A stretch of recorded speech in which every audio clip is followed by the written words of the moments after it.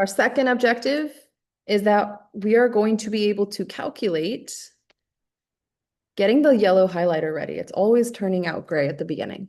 We're going to be able to calculate and understand probabilities of mutually exclusive events, not mutually exclusive events, and independent events. Those are the three different types of events we're going to be working with. Mutually exclusive are events that cannot happen at the same time, similarly to turning left, turning right, rolling a die, so on and so forth. That type of probability specifically is typically stated as an or. So what is the chance of this or this happening? And that probability for two events that cannot happen at the same time is found by adding the individual probabilities together. On the other hand, we have events that are not mutually exclusive, which means that they can happen simultaneously. So if you've caught on to this, it's almost as if they're reversed. Mutually exclusive cannot happen. Not mutually exclusive can happen simultaneously. Another or statement, but the key is understanding, are these events with shared outcomes, like the examples that we looked at in objective one? And if they do have shared outcomes, they can happen simultaneously. We would calculate that probability by adding the probabilities of the events individually, but also subtracting the probabilities of those events happening simultaneously, because we want to eliminate counting twice, essentially, or taking that event into account more than once, because we're just trying to find it happening at that one time. If you were to picture the Venn diagram, we want everything but the overlap. That's why we're subtracting this probability, the overlap of those two events happening. And then we have independent events. And you'll know that you're taking the probability of an independent event because of the statement in the question. Let's go ahead and scroll down. You've got the and statement. So things that cannot happen at the same time, rolling a dice, flipping a coin, turning left or turning right, you're going to know that you're finding probability of independent events because of that and statement. And it's almost going to feel impossible to actually find the probability using the previous two formulas. And you're multiplying the individual probabilities together. And I'm just telling you here on this, I don't want to say bullet point, but on example D, I'm basically telling you the tell on how you will know which one you are using, which formula you're going to want to use. Okay, so you'll want to keep an eye on words like or and you want to be able to identify, can those events happen at the same time? So we've got a few examples where you're going to see a little bit of everything. Let's start with example A. We have a spinner that is divided into equal sections, and we are assuming that it is equally probable that the pointer will land on any one of the colored regions. We are asked to find the probability of the spinner landing on yellow or green.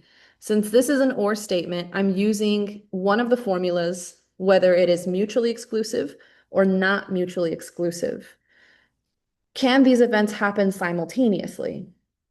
No. So because they can't happen simultaneously, these are mutually exclusive events. And the formula for that, I have it written off to the side so I don't forget, is that the probability, let's switch that, the probability of yellow or green is going to be equal to the probability of the yellow spinner or the spinner landing on yellow plus the probability of the spinner landing on green. So individually, the probability that the spinner will land on yellow is 1 out of 6.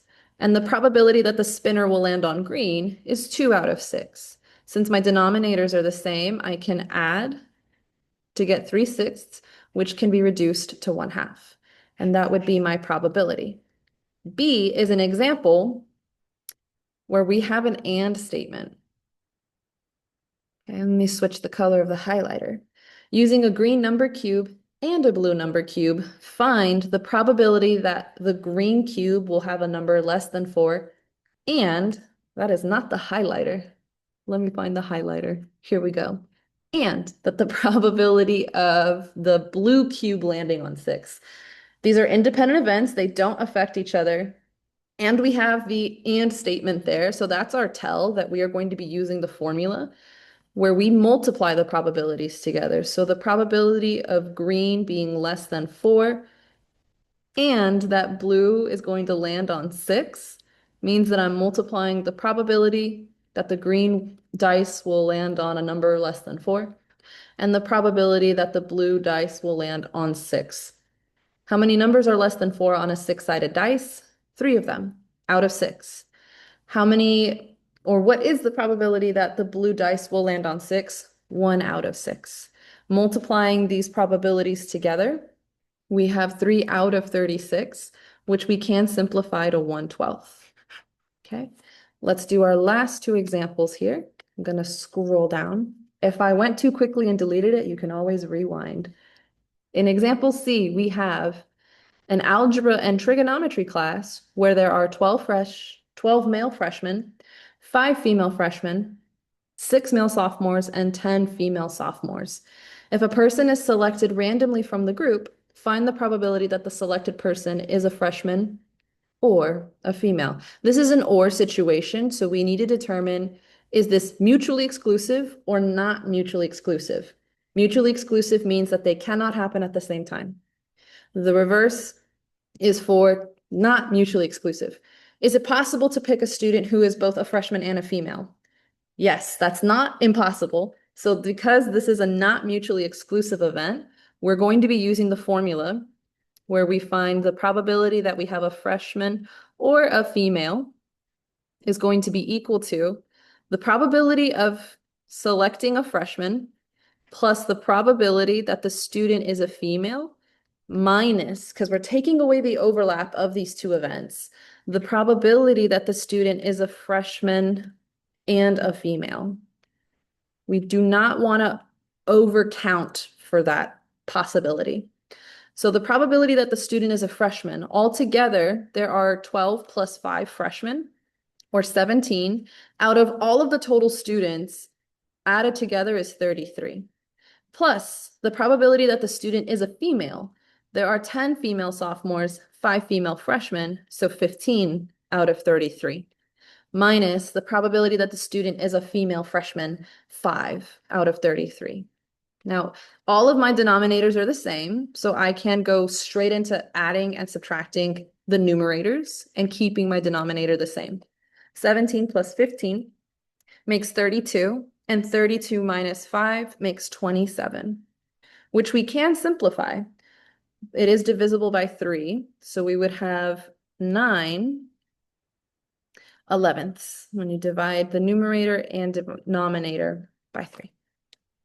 So there's a 9 out of 11 chance. Our last example, we are flipping a coin 2 times in a row. Find the probability that you get heads and heads. And is our tell that we are going to be using the probability of independent events. And that formula is just above these examples where you are multiplying the probabilities of the events together. The probability of landing on heads is 1 out of 2 times the probability of landing on heads is 1 out of 2. Multiplying these 2 together, the probability is 1 out of 4. Thank you for watching. I will see you in class.